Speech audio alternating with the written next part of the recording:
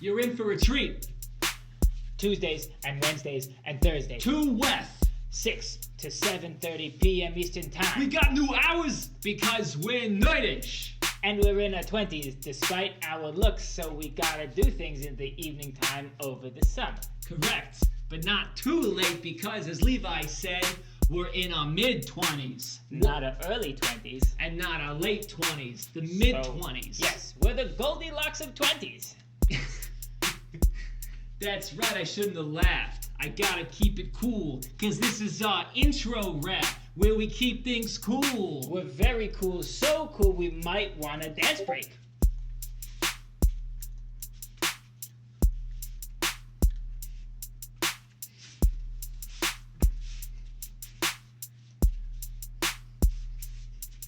Hey, thanks for watching our dance break. Now, back to the really serious stuff. Like Brady. And Levi. And Brady, too. We're the 3 members of the Nerdish crew. That was perfect. We didn't plan that. Not at all. We don't plan anything. If you couldn't tell by this rap. That was the one thing we rhymed. That was the one thing. Which makes it a rap. Yes. All raps have one rhyme. We'll see you on 2 West. Yes. 2 West. 6, 7:30 p.m. Eastern Standard Time. Keep watching, because it'll turn into us, but probably not wearing the wigs. Yes, and we'll be much more responsive to whatever you have to say. You could ask us questions right now. We will not answer them. Also, we take no responsibility for anything we've done in this pre-recorded session. Yes. Any lost items, Nerdish is not responsible. Right, we don't have anything to do with it. We're very different people in the present than we are from when we're recording this video. You might say we are the pupae of Nerdish right now, and in the future we will be the moths. The Because disgusting gray moths. Yes, those gray moths that you hear, they're like the bats of the flying community. The wings are leathery. They're leathery wings. Very leathery. They're basically butterflies, but we hate them. Yes. They're the rodents of butterflies. This is true. Right? Just like the ACT is the rodent of the SAT. I don't agree with that. I don't agree with that at all. Hey, it's Max Goldberg. Welcome, Max. We've been waiting for you. We made this stream specifically for you, and it took a while, but now you're finally watching, and we're very excited. Because once this stream is over today, we're done. We don't need to do this anymore. It's all been for this. So Max, tell us about yourself. You're going to take the ACT or SAT soon? There's an ACT next Saturday. That's pretty exciting. You going to take that? Are you going to junior year or senior year? Maybe sophomore year, I don't know. Maybe you're a really ambitious 7th grader. Taking the SAT in October. Excellent. That's going to be a great SAT. All our experts on the ground have said going to junior year. Okay, good. You're just getting started with this whole mess. That's awesome. You're in a very good spot here. You're watching this. So, have you taken an SAT before? A practice SAT? Diagnostic? Online? And if so, how did it go? You don't need to give us scores if you don't want to. That's between you and whoever you want to tell. Max, what's up? If that's your real name, I seriously recommend not using it for all these things because you can get caught up in College Board related things about, or College Board or ACT people related things about not sharing information about the test, so I recommend changing your name. Like your legal name. Levi wants you to change your legal name. Yes, this name should stay the way it is. That's the easiest path of least resistance. But we should definitely practice something. What do you want to talk about? Yeah, have you had any, you're probably a good idea, huh? Yeah, if you think about it. Have you had any questions so far, or are there general concepts you'd like to go over because you're just not sure? Max, you promised to have questions. How to approach a certain kind of question, how to approach a certain kind of section, overall strategies. What are we thinking here? Some announcements. Oh, that was me. So, Corgi is talking to you. Corgi. Corgi says that.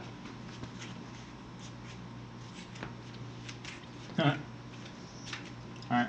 You have several, Max. Several seconds. So many seconds. You ever thought about how many...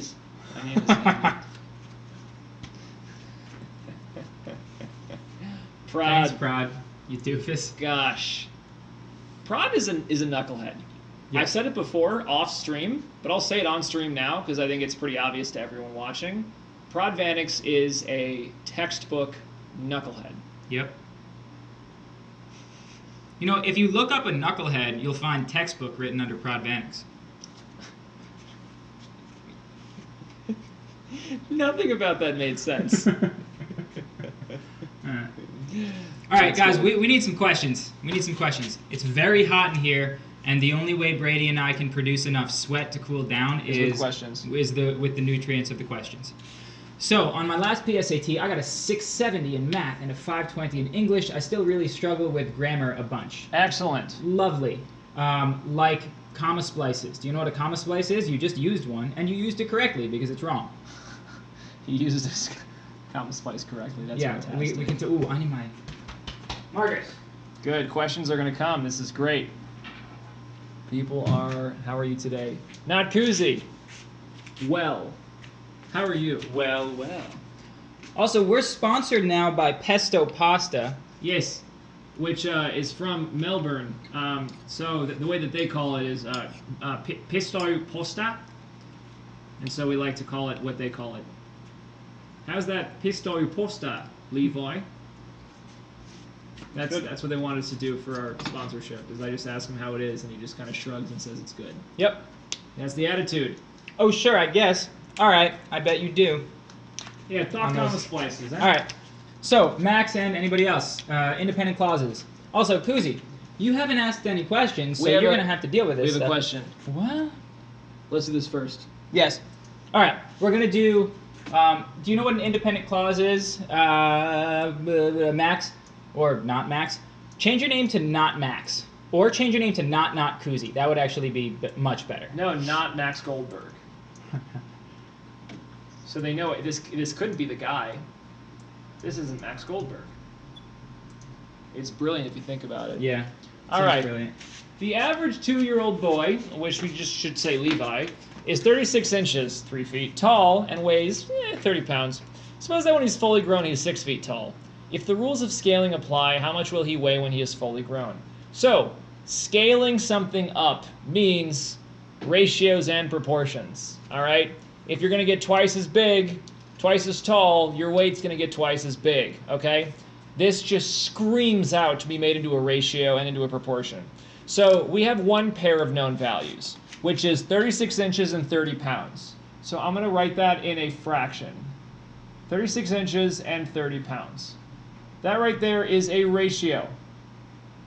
And they want a scaled up version of that ratio. Now that's not even simplified. We could simplify that to 6/5, but we're not going to do that. So now there's a new value. You're now 6 feet tall, and we want to know how much will you weigh. So the way that I set this up, I put inches over pounds, so I need to do the same thing here. We don't know how much you'll weigh, so that's X pounds down here. And then if you're 6 feet, keep in mind I used inches. I probably could have used 3 feet, and that would have made things a little simpler. You know what? I'm going to change right now. As long as I use inches on one side, I'll use inches on the other, but feet is even easier in this case, so we're just going to do that. So 3 feet, and now we're 6 feet. You probably see what happened here. You're now twice as tall as you were before, so you're going to be twice as heavy.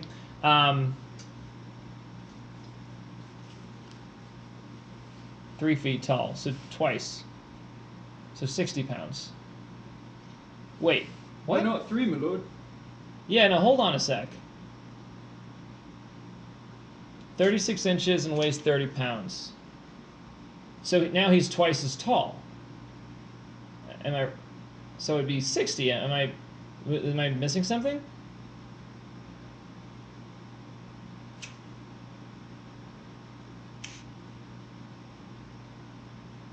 $3 feet to 30 pounds, 6 feet. No, I assume it should be.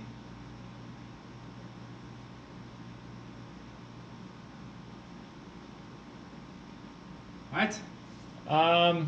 Because what I would say here is you cross multiply. 3x is equal to, that'd be 180. Divide both sides by 3 and you get x equals 60. But that's not an option.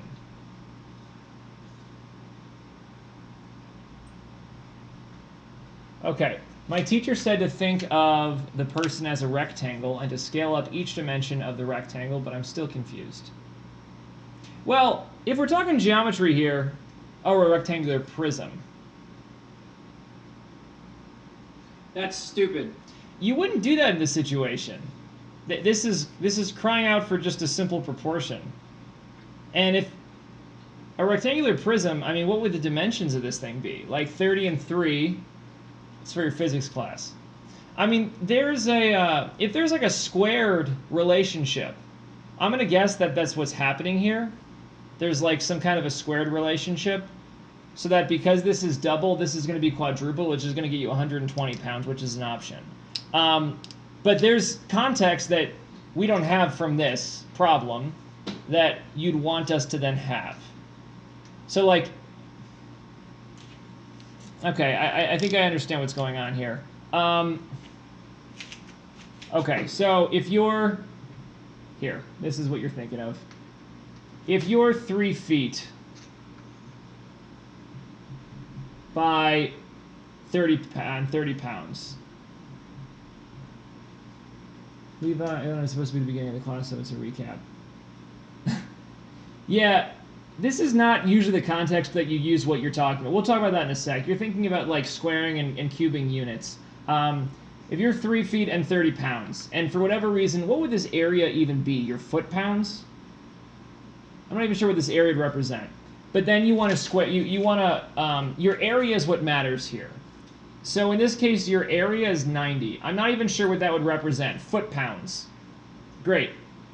If you wanted to scale everything up, 3 feet will become 6 feet, which is twice as large. So then 30 pounds is going to become 60 pounds, which is twice as large as that. So now we have 6 feet, and we have 60 pounds. No, the scale. I mean, you have to make the pounds into the area so that it actually scales at a an exponential rate. Yeah. So wait, how did I get this before? This question does not make sense in the context of the SAT or ACT. Oh, it's got to be 3 squared. Yeah. So 3 feet by 3 feet. Yeah, this is not how you do this at all. Yeah. So that your area, for whatever reason, gives you that you're 30 pounds. Yeah, I don't get it. All right, and then we have 6 feet by 6 feet, which means your area is 36, but that's 4 times bigger than 9, so times 4 equals 120 pounds. Yeah, this is just weird, man. There is a way that you will talk about what this is supposed to be, and we'll talk about it in a sec. Levi's going to go over comma splices real quick.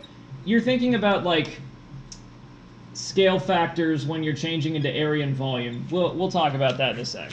Take it away, Levi. Take me away. All right, so not max. Independent clauses, you know them? How do you feel about them? Are you comfortable? Do you know this term, independent clause, or no?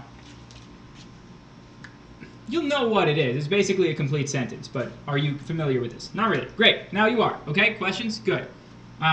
It is a subject and a verb. So you can have I walk. Let's say to school. That's technically a prepositional phrase, but we can ignore that. I walk to school. I want you to think of these as, can they be a complete sentence? If it can be a complete sentence standing on its own, it is an independent clause. So I walk to school is an independent clause, right? It has a subject, I, it has a verb, walk. If you don't know what subjects and verbs are, and if you probably know what a verb is. If you don't know what a subject is very specifically, then ask me. Can you erase? Yeah, I'm waiting for this dry. Oh, right.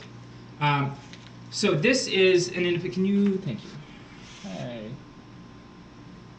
Can I have another rag? Nice yeah. bird. My favorite bird. I know, I want that one.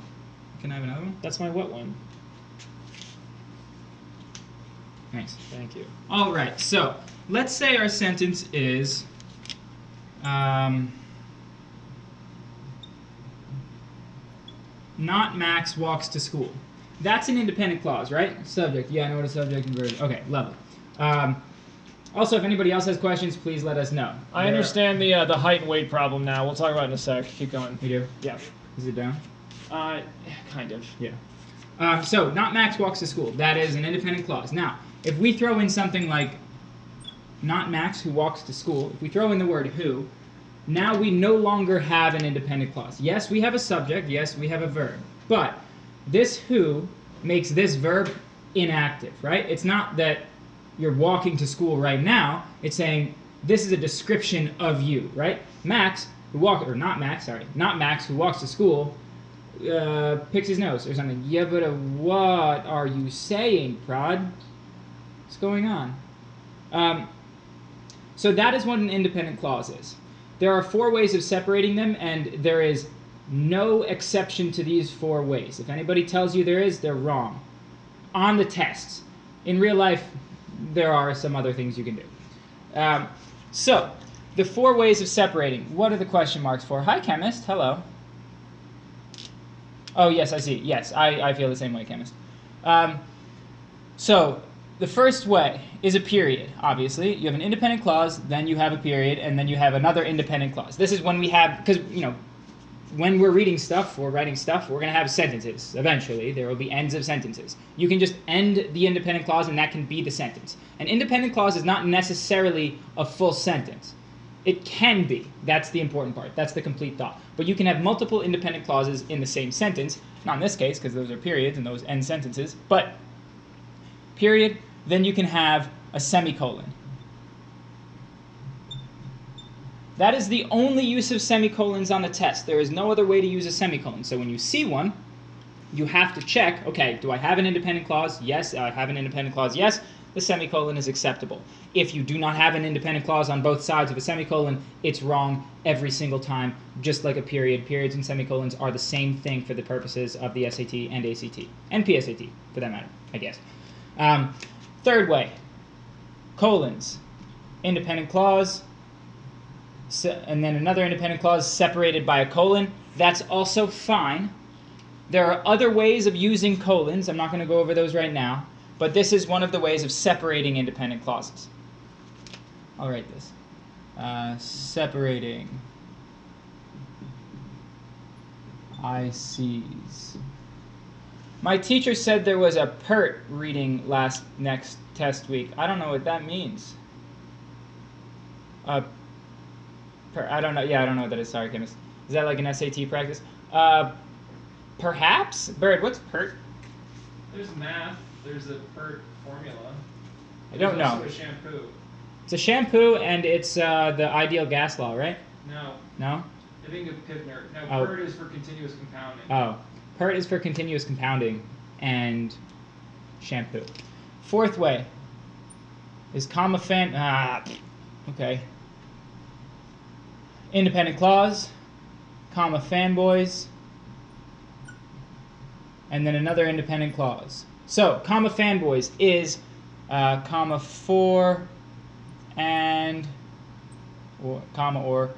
Oh no, I haven't screwed that up ever, I'm pretty sure. For and nor but or yet so. Okay? Those are the fanboys. So you could say, not Max walks to school, comma, but his sister does. Yeah? Post-secondary education readiness test. Sure. So that sounds like the SAT. But it's not, it seems. I don't know what that is. It sounds fun, though. I'm sure it'll have a lot of the same stuff on it, whatever it is. Okay. So these are the 4 ways of separating independent clauses. You cannot do independent clause, comma, independent clause. That's wrong. It's called the comma splice. You cannot do that. That will be on the test in at least one question. I guarantee it, or I will seppuku myself on stream for everybody. The other thing you're not allowed to do, independent clause, and then another independent clause with nothing in there. Can't do that. Neither of those things are acceptable. Also, independent clause, dash, independent clause. Also, not going to be on the test, all right? Not a way to do it. That's not what dashes are for. on the test. Okay? So, this is fine, but not that helpful unless we put it into practice. So let's do that. Also, please ask questions because I'm happy to answer them. Oh, we have a chemist question. I want to do the Prodvanix. You want to do the Prodvanix one? Can you do that right now? Yeah. Okay. All right, so let this seep into your very thick skull, and then Bird will explain why he didn't understand the previous problem. Yeah. All right, Prodvanix. And then we'll go back to it and do some practice. Very good, very good. Okay, so I'm going to pull up your question one more time.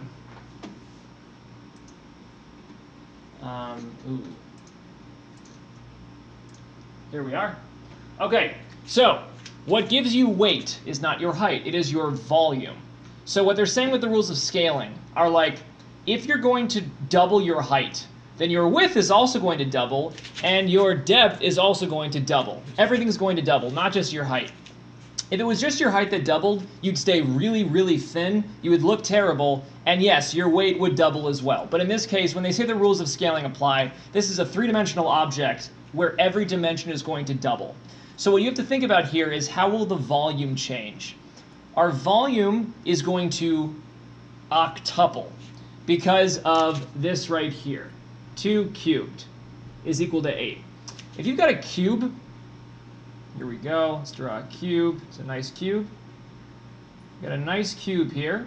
It's the kind of cube that you take home to mom and dad. And let's say that it is 4 by 4 by 4.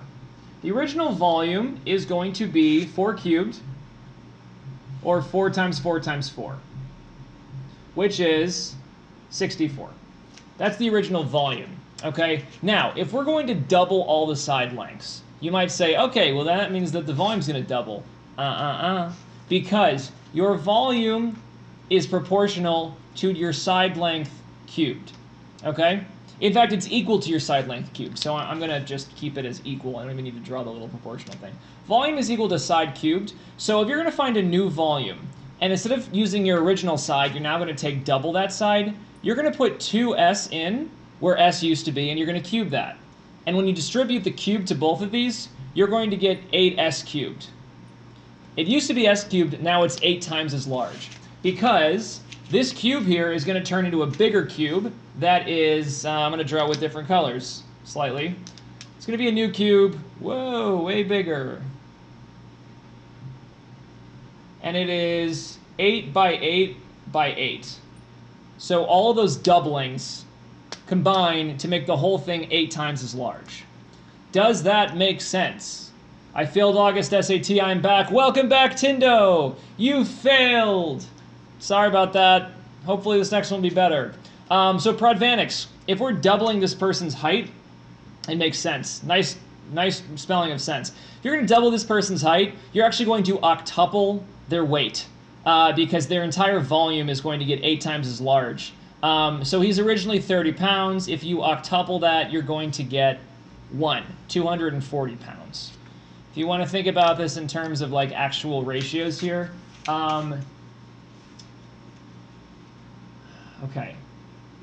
let's about this for a sec.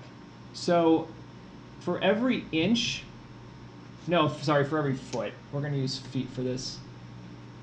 For every foot, there seems to be this kind of, I don't want to say here, 3 feet tall. Okay, that's what I'll do. So we have this ratio they give us, which is 3 feet tall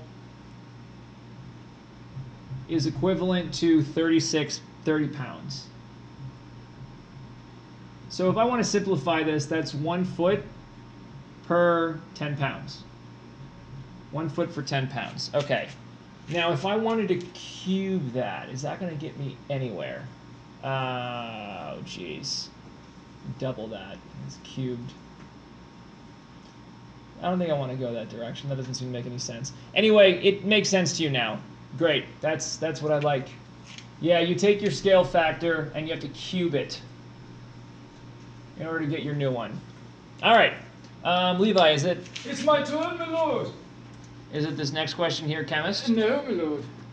What are you going to do now? So 240 is the answer. Can you just erase this little guy? Yeah, I'm why going to not? do the independent clause stuff. Okay. All right, hey, not Max, are you here?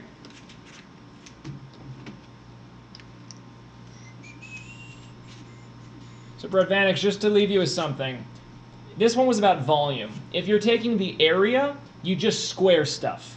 So let's say something got 4 times larger. Then the area is going to get 16 times as large.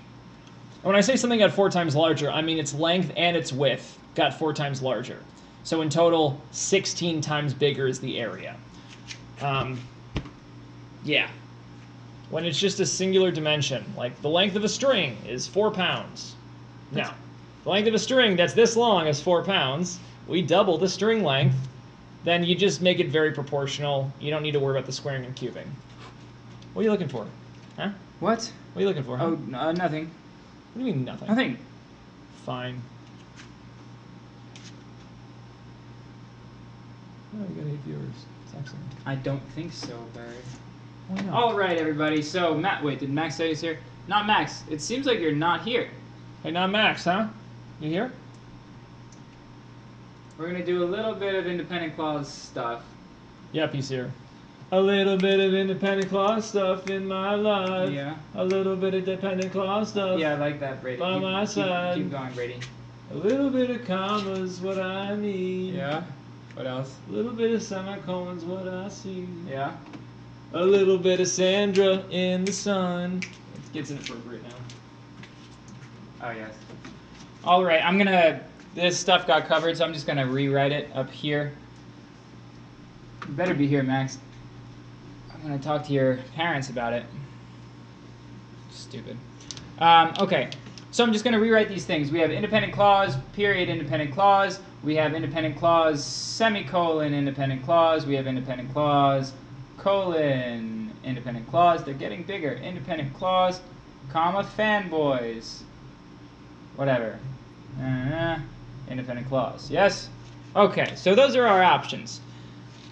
When you're doing the writing section here, and then you are, or on the ACT, the comparable section, you want to look at the answer choices first. Not because you're going to start doing the problem right away, but obviously you will very soon. You want to identify the question type immediately. It makes it so that you get to point your gut feeling, which is probably decent enough because most of you have spoken English your whole lives, if not most of the whole life. Said that wrong. You've spoken English for a long time, okay? So you want to point your gut feeling at something specific and follow rules instead of your gut feeling because they are trying to throw off your gut feeling in this section. So, looking at the answer choices here, we have we have no change for 35 for A. And then we have reporters with a colon, reporters with a comma, reporters with an apostrophe, and then a semicolon. Okay, we always want to do punctuation in the easiest order possible. So start with the easiest thing to try to eliminate. Doesn't mean that it's the most likely to be wrong, it's just the one that we think is the easiest to think about. I'm going to start with the apostrophe stuff with A and D. Did I do this yesterday?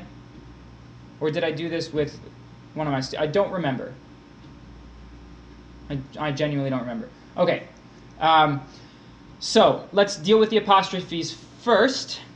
This apostrophe in this case, reporters, would be ownership, right? They have to own, so the reporter's something, right? The reporter's journal, journals, or the reporter's employers, or the reporter's stories.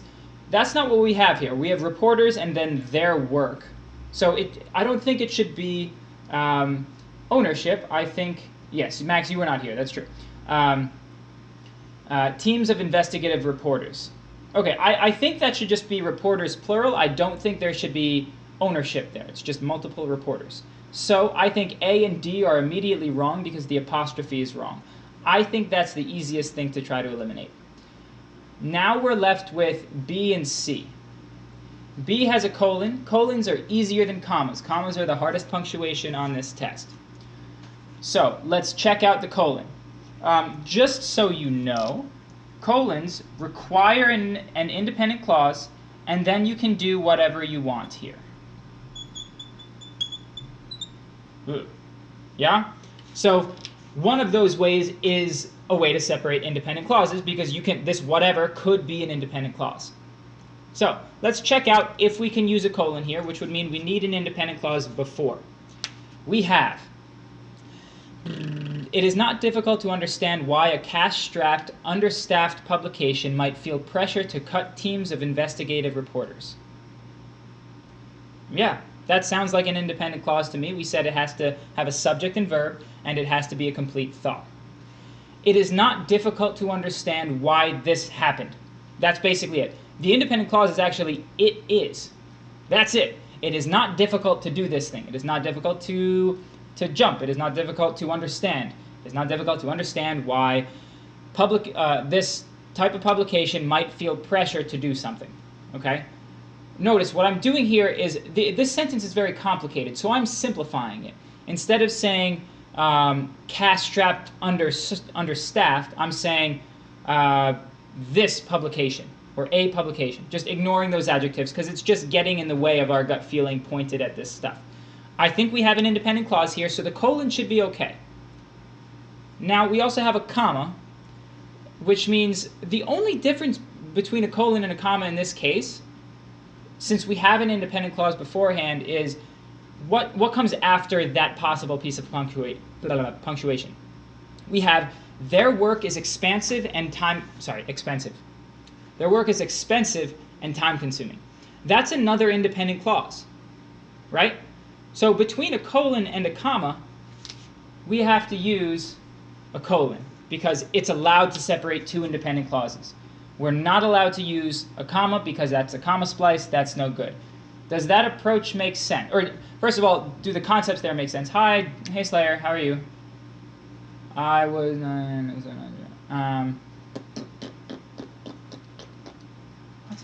yes. Things are good. Things are good. Yeah, you understand. Great. And then the approach. Do the easiest punctuation first. Since I think we have one question, then we can hop back to you since it doesn't seem like too many people are asking questions. Is there any of this? Would you possibly be able to do just one more? Yeah, for sure. I actually can't do it on this test because this test doesn't have it anymore. It's SAT 5. Let's do SAT 8.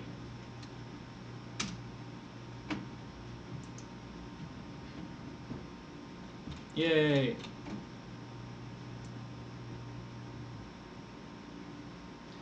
Okay, so that's not it, that's not it, that's not it. We could maybe do this one. Whoa, why is this so different? Nah, let's not do that.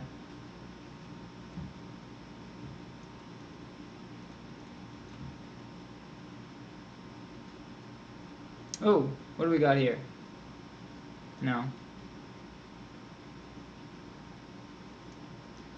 Give me a moment. Yes, very good. Wait.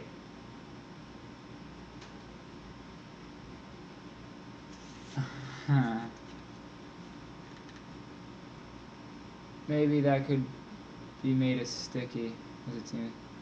What's this? I don't know what that means. I'm actually not that great with this technology, so what is a sticky and what are you saying? Because it might actually help. These are stupid questions. Ah, yes. Very good. 29.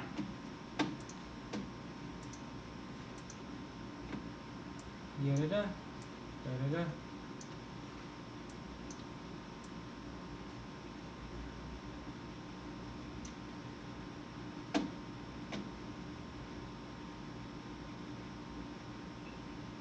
Oh, no, that's not the right question. Dang it. That's a sentence combo. That's not what I wanted. Really?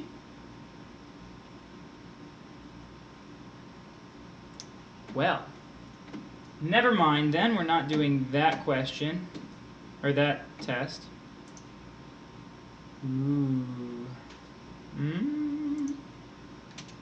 Test 7. Chemist, we will get to your questions soon, I promise. Is it hot in here, guys? Kind of hot.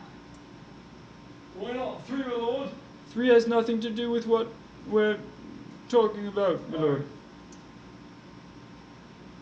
Oh, yeah. Wait, this one? No, that's kind of obvious.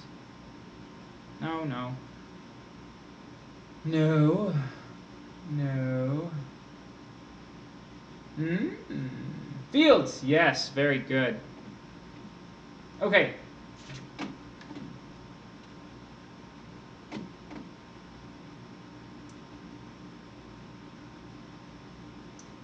We're doing number 13 here. Thank you for that. Wait, what is this?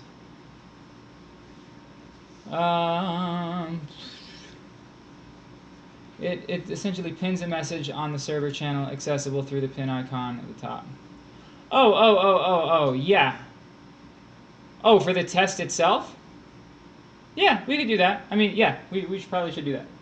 Okay, cool. I thought you meant something like sticking on our screen somehow, doing interesting things. I don't know. Okay, so this is another one.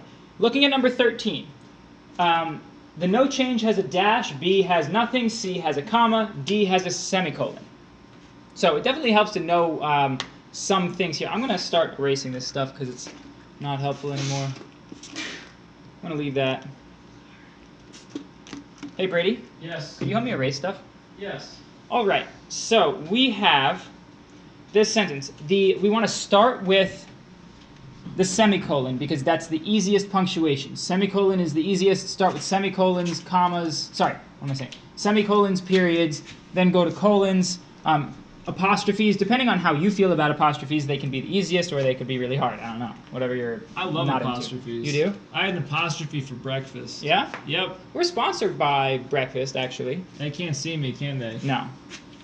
I had an apostrophe for breakfast. Say that your line again. Your line again. Thank you. Sorry. We're sponsored by apostrophes. That's what I wanted you to write. Okay. What's going on? Oh, cool. Very good. Very good. Very good. Okay, so this question. We're going to start with D because it has a semicolon. Semicolons are easy. They only have one use, which is independent clause, semicolon, independent clause. It's just like a period. Just so you know, not Max and everybody else, if you have a semicolon in an answer choice and a period in another answer choice, and nothing else is different about those answer choices, so they have all the same words, all the same punctuation, except there's a period in one, a semicolon in the other, in the same spot, they're both wrong. Because on this test, semicolons and periods are interchangeable. So if one is correct, the other must be correct. Therefore, they're both wrong because they can't both be correct. Brady consumed an apostrophe and subsequently underwent a colonoscopy. Whoa! Oh, I like it, Slayer. How Very did you nice. know? I did. Yeah, it was smelly. We did it on stream like a month ago. Yeah, they removed Yeah. my entire colon. Yep. Actually, no, only half of it, so I only have a semicolon. Yeah, it's actually nailed up on the. Oh my gosh. What? I just That's heard your what you action. said. All Thank right. you, Brendan. There we go. Okay, so this question, we're going to deal with that semicolon. We want to say if there are independent clauses on both sides. So let's see before it. Starting at the beginning of the sentence, we have, to perform their jobs successfully in this dynamic environment, workers in many fields. Okay, the way I read that makes it pretty obvious. But that's no good. We don't have a full, complete thought. We do have subject type stuff. We do have verbs. That's fine. But it's to perform their job successfully in this dynamic environment. That's not an independent clause.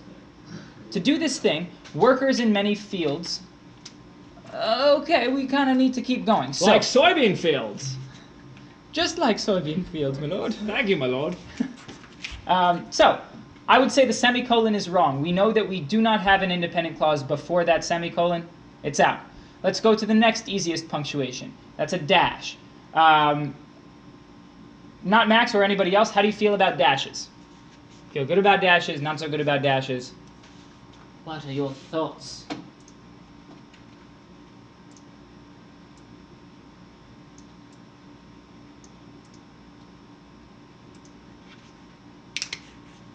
It makes sense. It makes the sentence have a short pause.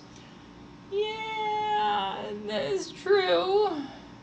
Yes, but the technical thing with dashes is they offset non-essentials. If you know what an appositive is, this is what an appositive is. If you don't know what an appositive is, it's still what an appositive is, but just ignore that word because it's not helpful at all. Use the word non-essential because it's more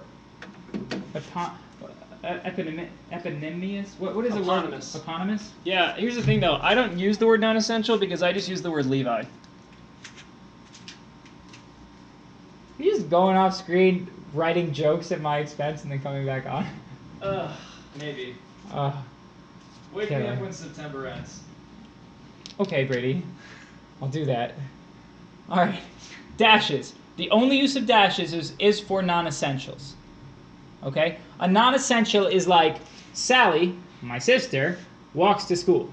Yeah? It's the thing that you just kind of stick in the sentence somewhere. It doesn't need to be there. If you take the thing out, Sally went to school or walks to school, sentence still works. So it's you stick it in the middle of an independent clause or you stick it on one end of the independent clause.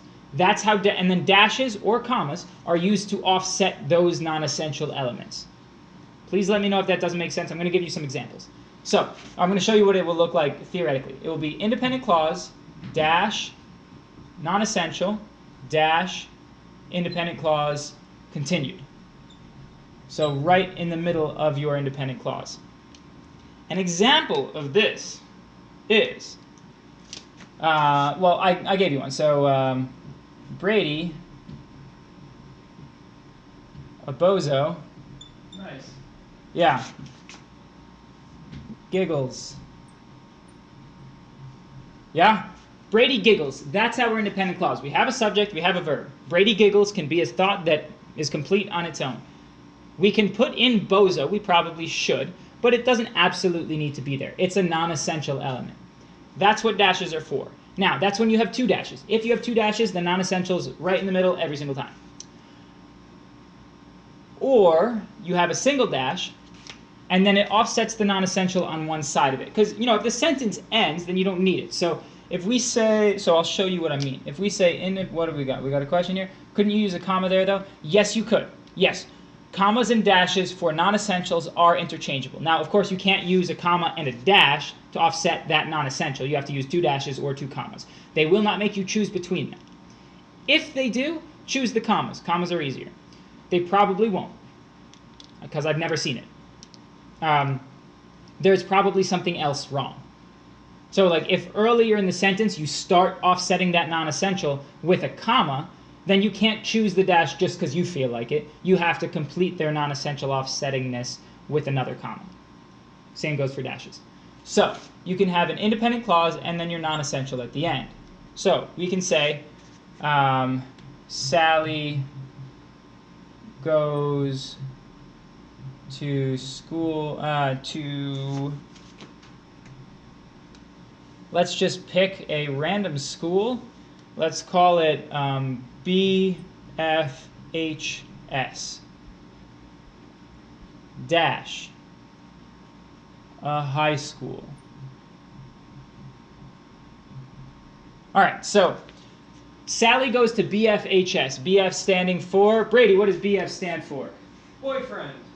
Sally goes to Boyfriend High School. A high school. For Yeah? boyfriends. For boyfriends. We're actually sponsored by Boyfriends tonight. Bird, our stream is sponsored by Boyfriends, yes? Oh, we get so much money for boyfriends. Most of our students are boyfriends. Not ours. No, but they go to the high school. Oh yeah. It's like the Razorbacks or the Boyfriends, you know, just across the chest on the soccer team, whatnot. All right, does this make sense? This idea here, a little cotton candy type of idea, situation going on. That's what dashes are for. Now, it could also be at the beginning. Normally, it's going to be independent clause, then your non-essential. So, if you have two dashes in a sentence and you're choosing if you want one of them or two of them or whatever, you have to check, okay, is the middle a non-essential? Let's take it out. Does it make sense? Is that non-essential clearly explaining the thing right before it and making it a understandable thing? Okay, I've talked for a very long time on that. So, let's see. We have a single dash. Let's go with that. What's already there. So that means that it's not going to be this first option. It could be this option, or there's the other option of, you could have this one, or you could have, so this is 1, 2, and 3, so I don't block my face. This would be a non-essential starting out, and then an independent clause finishing off. That's the least common. This is probably the most common that you'll see. Okay. So do we have that? Well, no, I don't think we do, because we need an independent clause on one of the sides. With a dash, You have to have a non-essential and then an IC, or an IC and then a non-essential. It doesn't seem, we know we don't have an IC before it. We actually just disproved that when we were looking at the semicolon D answer. So is there an independent clause after? If there's not, then the dash is wrong. Let's look. From social services to manufacturing must continually acquire relevant knowledge and update key skills. No, we are lacking a subject and any sense whatsoever. But there's no subject, okay? So, A is wrong because we can't use a dash. We don't have any of these situations. The first situation, we just only have one dash, so that can't be it. And then we don't have an independent clause on either side of the dash, so we can't use a dash. All right. Now we have B and C. B is just nothing, so I would say don't do that because there's nothing to work with there. I mean, you're basically just, you are just listening to your gut feeling, and that's fine, but it's better to do rules because rules are more right than your gut feeling. Sorry. These tests are not about how you feel. They're about how Brady feels. Hey. Yeah. So, we can talk about the comma uses. That might take a long time. Let's just see. Workers in many fields from social... so actually, I'm not going to go deep into commas. That's a big thing to talk about. But commas, as you said, not Max, they can be used for non-essentials as well, right?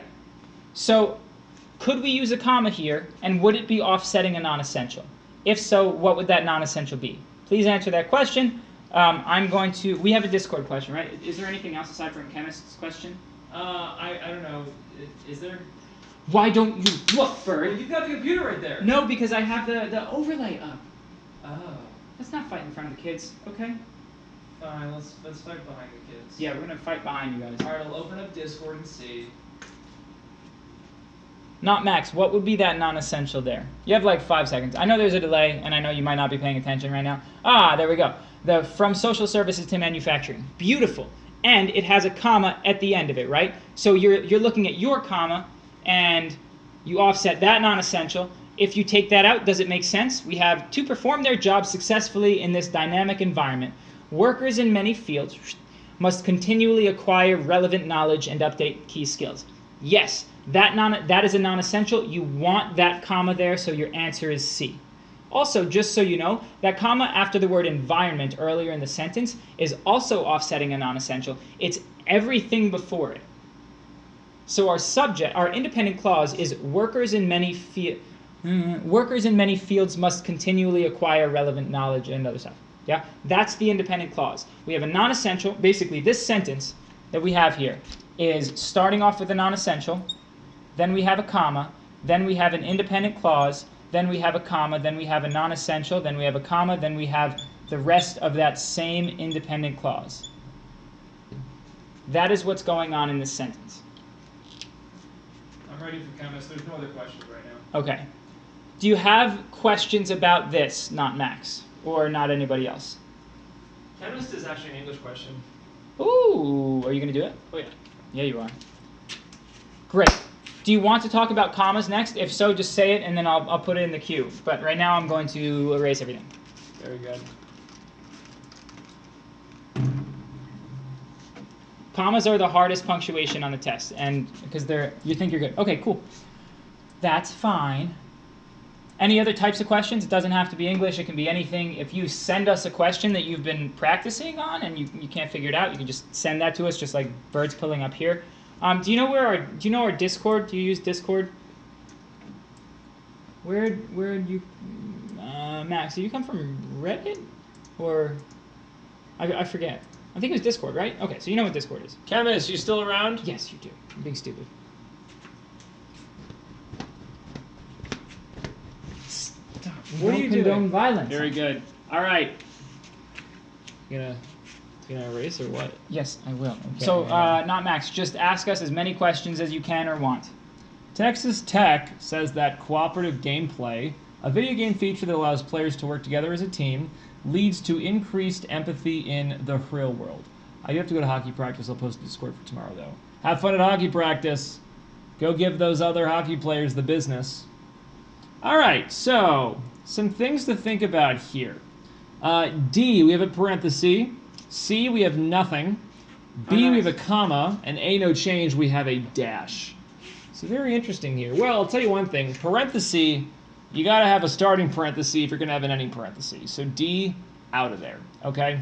Now, a dash and a comma signify the end or the beginning of some kind of a non-essential. So let's look at this sentence and figure out if there is a non-essential. And also, let's just figure out what our independent clause subject and verb is. Okay. So, chemist, why do you think it's B and C, and why did you eliminate A? And while you're telling me that, I'm gonna Texas Tech says. Okay.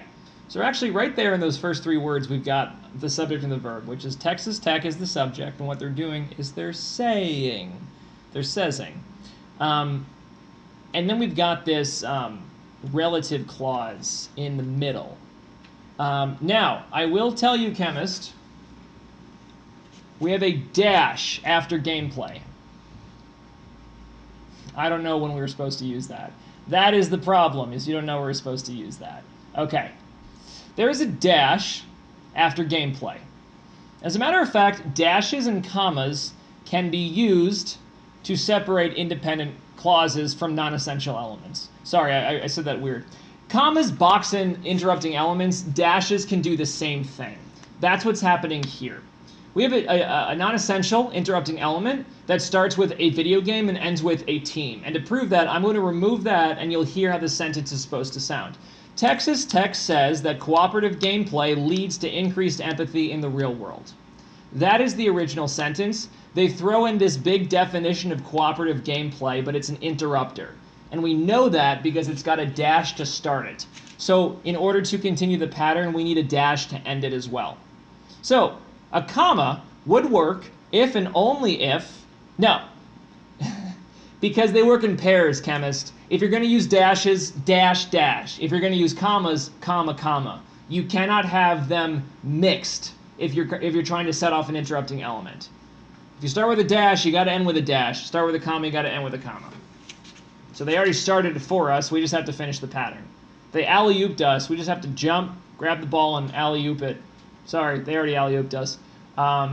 Slam dunk it. Does that make sense? So listen, A and B are not the same thing because then you wouldn't be able to pick between them. I mean, then they'd both be wrong, in which case. But no, they are not the same thing because of the way the sentence started, is with a dash. So I think you didn't know what a dash really was used for. But also, I think you looked right. So A now because we end with an end dash. Yeah, that's right. Does that not the interrupting element thing is tricky. You figuring out that that's what those commas or that's what those dashes do, and then removing that from the sentence and hearing if what's left makes sense. That's what's happening here. So when you find that, you either have commas boxing it in or dashes boxing it in. So you have to read the entire sentence in order to understand what's going on here. If you just look straight at, okay, allows players to work together as a team, leads to increased empathy, it's not really going to make sense what's happening. You have to understand it in the full context of the sentence.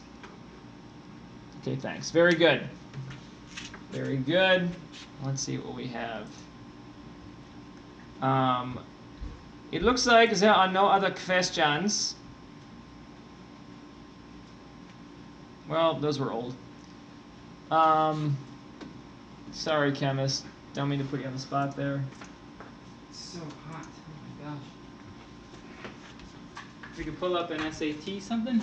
Yeah, do you guys want to just kind of, like, have fun? What time is it, my lord?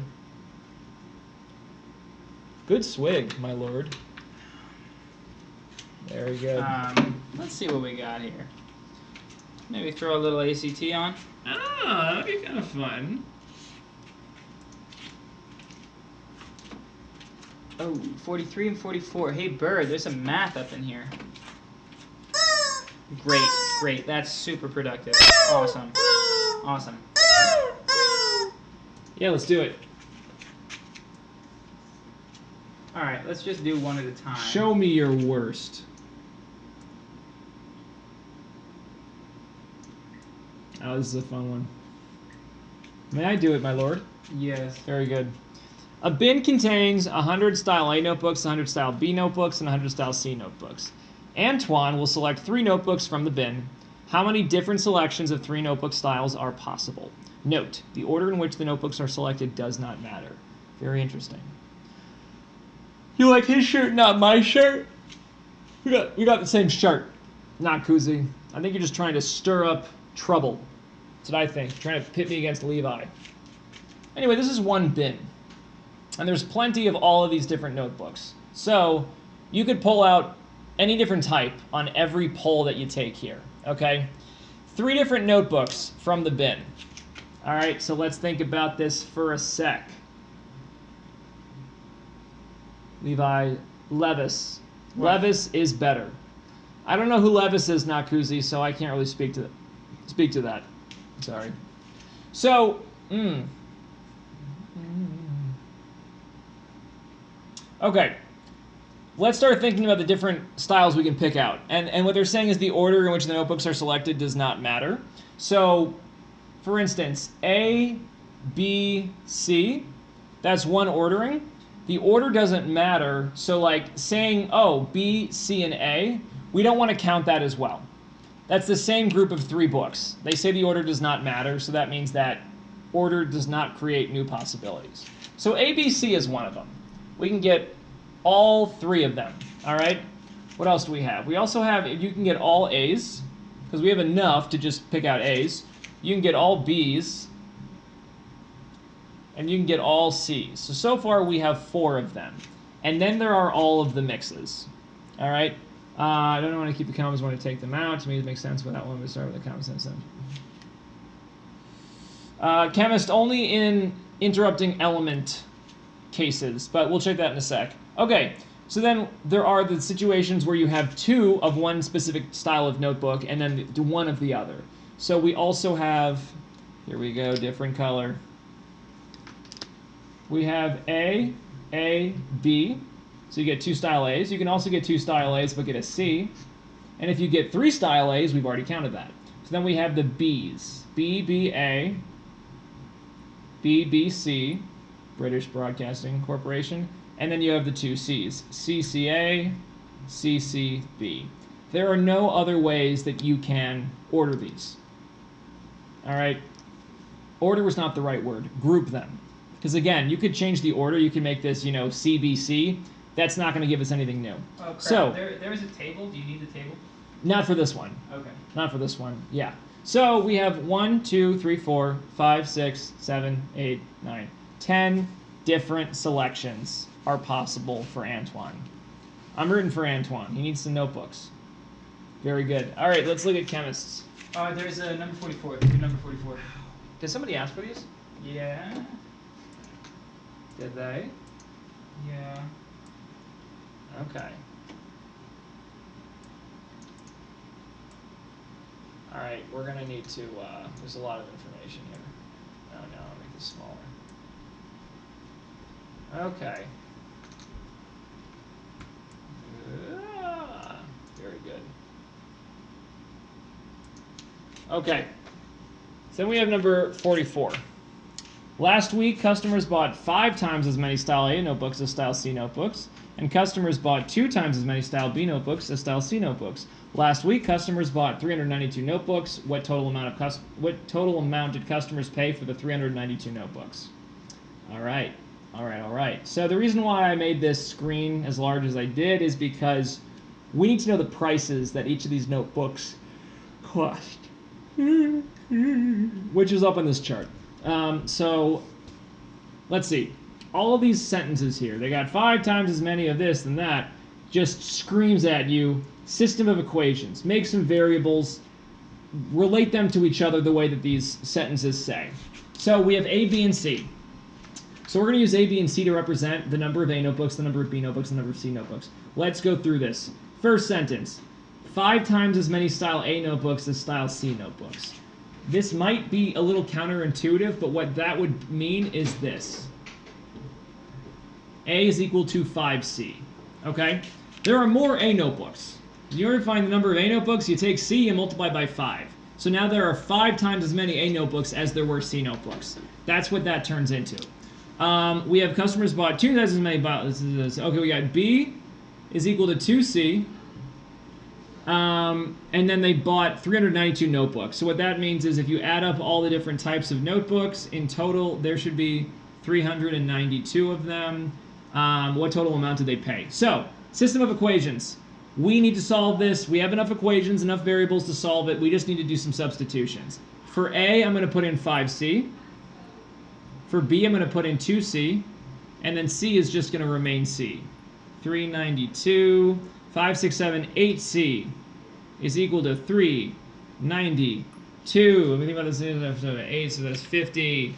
49. 49. Yes. C is equal to 49. So now we can just figure out the overall costs. C is 49. A will be 5 times that much. So A is going to be, let's see, that's almost 50 times 5 is 250 minus 5. 245. And then B, good, we still have space, is twice that. So that's going to be 98. This is the number of each of the kinds of books, and then in order to find out the total price that they paid, we have to multiply these by the costs of those styles. So C notebooks cost $2 per. A costs $1, and B costs $1.50. So if you multiply these and then you add them all up, you will eventually get K. I am pretty sure. Might as well, so that's going to be 98. This is going to be 245. Hey! Noble Spartan 6! We were just talking about you. We thought you might want to subscribe, and you did. We're very happy for you. Follow. Sorry, follow. Well, we do think you want to subscribe, but following is, the next best thing if you're not going to subscribe. Whatever. And then 98 plus 49 is going to be 150 minus... minus 3 at that point, so 147.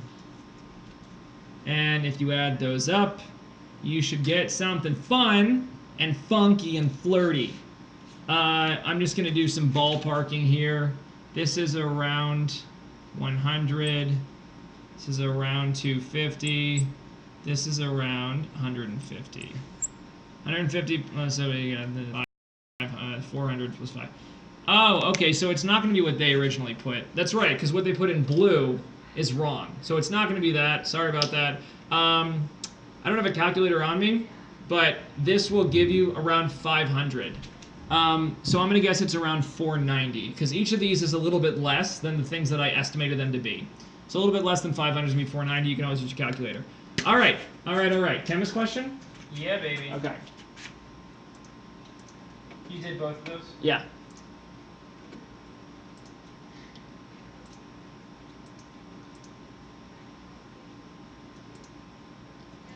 You want me to erase this stuff? Ooh. Yeah.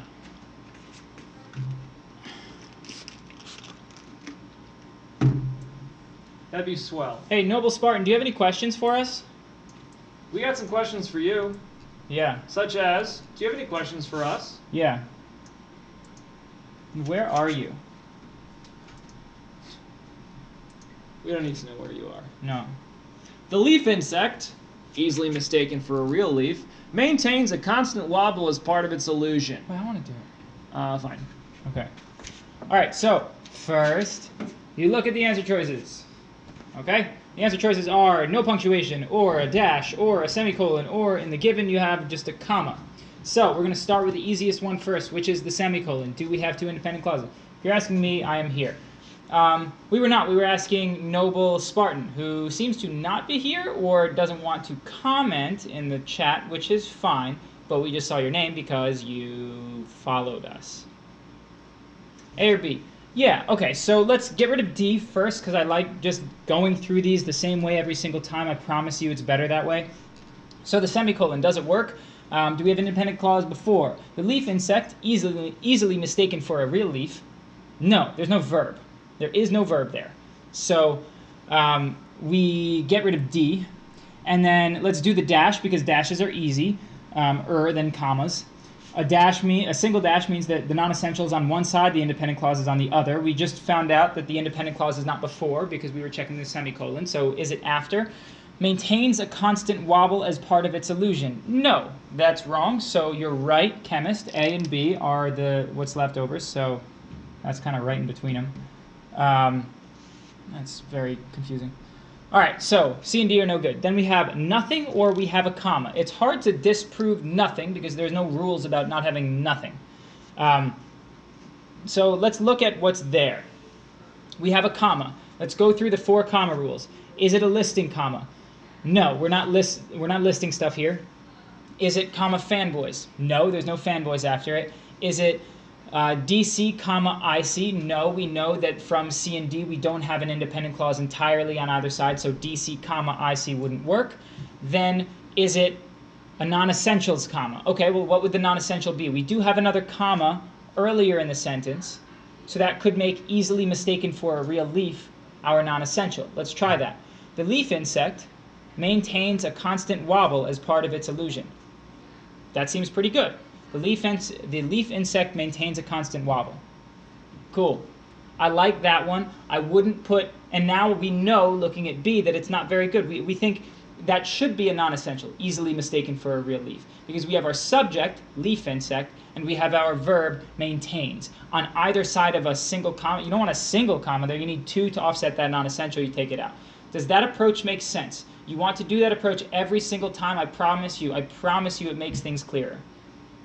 Go for the easy stuff. So semicolon, then dash, then commas, go through the 4 uses of commas, listing, comma, fanboys, DC, comma, IC, non-essentials. Most of the time it's going to be non-essentials. That's what most things are going to be with on this test for the harder questions.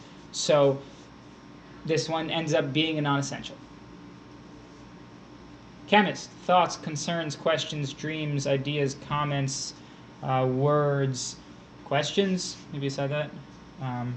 I don't understand what is non-essential and what is something else. Thanks for the cheer. Sorry that's over the cheer. Thank you. Do you want to ask questions? Or no? Noble Spartan. So what is a non-essential and what is not a non-essential? Okay, so a non-essential can be taken out and it's just extra information. So my sister, Sally, goes to school. That's a non-essential. You wouldn't really say my sister Sally goes to school. You want to offset that thing. Here, it wouldn't make sense to have this easily mistaken for a real leaf with no punctuation around it, because our independent clause, like the leaf insect easily mistaken for a real leaf maintains, there's no separation of ideas, right? The main idea is the leaf insect maintains a constant wobble. I don't know that right off the bat. The way you want to go about these questions is you want to look and say, okay, well, the comma in A creates a non-essential. Let's see if it is. Let's take it out. So there's not, a great definition of non-essentials that you can say, okay, well, that's definitely a non-essential just looking at that exact phrase. There's nothing like that. Try taking it out and seeing if the sentence still makes sense grammatically and contextually. Like, do we have an independent clause without that in there? Do we have to have it in there? I already got my question answered from the ACT Math Discord. I appreciate it. Yeah, no problem. Do you have more? We can just keep answering your questions. I think that's how Chemist came here too, possibly. Yeah, so with non-essentials, it's not like some crazy concept. It's just, it doesn't have to be there. It's just a little bit of non-essential information, so it can be taken out, and then you can keep going, and it should make sense. You still need an independent clause. So the leaf insect is very much not a non-essential here because it contains our subject. We need it. Noble Spartan, do you have more questions? Ask away. You can ask anything you want. It doesn't have to be math. It can be, this is English, you can do reading, you can do science, whatever you're into. It can be like, what do you eat the day of? When's the next ACT? 14th, so you got 2 weeks and a bit. We're going to be doing a cram session for the ACT on Thursday night before the test, so that would be the 12th. If you want to tune in then, or just any questions you have. But I'm glad we can answer the question. I forget what the question was that we answered. Also, Chemist, I really appreciate you asking all these questions because then we have stuff to do. I also very much appreciate you circling this question so that so that I knew which question to do, because otherwise I wasn't going to be so sure. All right. I only said that because I have nothing better to do right now. Do we have more questions? No. You came here from the Discord? Yeah. Could we... Oh, you're noble. Okay, yes, yeah, cool. Nice. Maybe some... No, there's nothing there, really. Bird. Caw. We have 20 minutes in which to teach people stuff, and people are not asking to be taught. Well, we could always take it away from them. Yeah? Yeah, let's give it a couple more minutes. See if people ask questions. Oh. That's what I'm talking about. Oh, Put the fear. Put the R-ness on them. Put the artist on them. Yeah? Why not? That's good. Yeah, no, it's good. No, it's not bad. Yeah. How many viewers do we have? We have 4. Yes, and 3 of them are my dad. How many of them are your dad? 1? I don't know. I don't know if he watches anymore. What are you looking at? I thought... Never mind. What do you think? I don't know. We need more questions. Oh, we got a question, I think. Or maybe someone joined our Discord. Here? No. Yeah. Thanks, chemist. I want to blow this up. Let's see what we got here. What does it say? Ad depicting the 7 ages of man for Dobbin's electric soap from the 19th century. I picked a household object as a paint roller, but I have to compare it to Shakespearean literature with one of these pictures. A paint roller? What?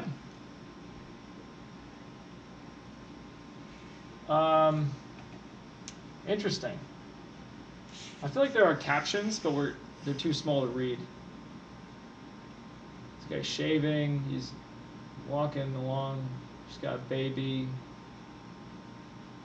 Dobbin's electric soap. What does that mean? I mean, the soap is clearly just soap. They're using soap in all of these situations. But electric? I just can't parse that. I can't wrap my head around it because my head is just not So big. malleable Oh. or ductile. Yeah? Yeah, I've tried. Yeah? It just doesn't work. Great. You get it. Yeah, I don't care. You're the only one. You're the only one who understands me. Yeah. Hey, chemist, I like how, okay, put the poem and the option I choose for the homework. What? What? Yes. Oh my gosh, what's happening? Oh, what? He's asking us to do his homework for him. No, thank you. Brett, you're gonna do it? Let's do No. his homework for him. We can't. We can't. We don't know how to do that stuff. Yeah, it would also take away from your learning because this is something that you can't outsource. Like the United States outsourcing many manufacturing jobs to places like China and India. You can't do that with your homework. Nope. You can't outsource them to China and India. Yeah. Actually, I feel like someone did that at some point. Outsource their homework? Some like high school Oh, I'm kid sure. paid. Yes. Yeah, I'm sure that happened. That Like, still happens. I remember reading an article about it. I Yeah. thought it was pretty smart, honestly. What, did he like wrote kids' essays for them or something? Yeah. No. Like the. Anyway. I thought it was industrious. It is, but it's very unethical. Yeah. I don't like it at all. Yeah? Yep. Go. All right, well, we got 2 viewers. What do you think? Alright. Ooh, I don't understand the homework. We also don't. Yeah, that's on you, man. Slash woman. Slash chemist. The third gender. Let's stay away. Okay. Yeah. Probably a good call. Yeah. With your homework, what it sounds like is you have to pick an ad. Sure. Ads generally hit on some sort of human emotion or fear or something like that. The 7 ages of whatever, that's like a whole lifetime thing. So if you can think of a Shakespeare piece that has to do with life and death, I don't necessarily know what that would be, to be honest. I can't think of one off the top of my head.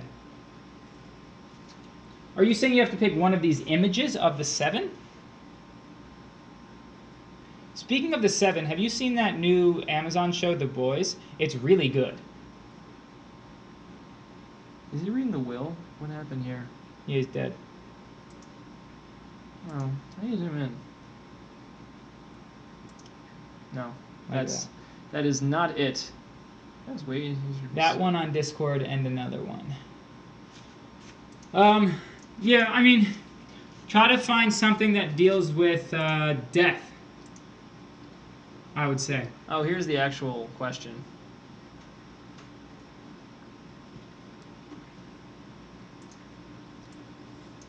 You got this, Bird?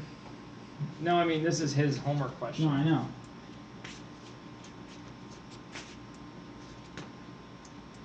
I don't want to do the homework, though. Jeez. Well, it's not even going to be readable because it's, like that. Regible. Readable and legible put together. Regible, huh? Yeah. I don't know about that. Do you? I don't anymore. Yeah, there's no way this is going to be readable. If you were, If you were a popular advertisement artist who was well known for creating vivid images of Shakespearean literature in your advertisements, how would you describe the rendition of this scene so that you'd create an advertisement for a household product? Compare and contrast your choices with at least one of the given versions from this lesson. Yeah, we're not going to do that. nope. Nope, that's on you. But good luck. With other things. We want you to do well. Yeah. We want you to kill this assignment. Yeah, just kill it. Give it the business. All right, we should get out of here. Yeah. All right, have a lovely night. Go get them. We will see you. And when you get them, tell them it was us that sent you. That should get them all riled up. Yeah. Please make me understand the other picture. We don't know. Look in your heart. That's where I always look. And on this.